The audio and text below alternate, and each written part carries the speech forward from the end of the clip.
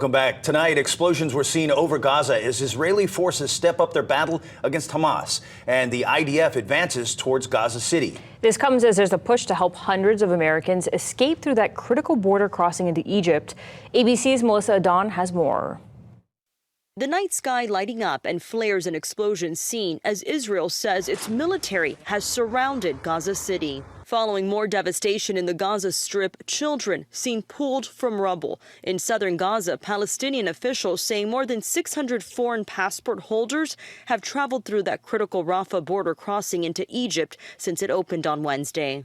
President Biden confirming 74 U.S. citizens and family members have made it through the crossing. Among them, American doctors Barbara Zind and Ramona Okumara, who was volunteering in Gaza. People are frustrated, they're desperate, of course they get angry. There were a couple fist fights right by the door of people just trying to get through. Desperation as aid trucks are also moving through the region to bring critical supplies. President Biden says the U.S. government does support humanitarian pauses to enable aid to get in and for the release of hostages as well as other citizens. We do not support a ceasefire and that gives time for Hamas to regroup. Which is something that, again, would put Israeli citizens and others in danger. Secretary of State Antony Blinken returning to Israel, facing pressure about Israeli strikes and the growing death toll of civilians. Israel adamant there will be no ceasefire. Israel has the right and the obligation to defend itself and, again, to try to make sure that what happened never happens again.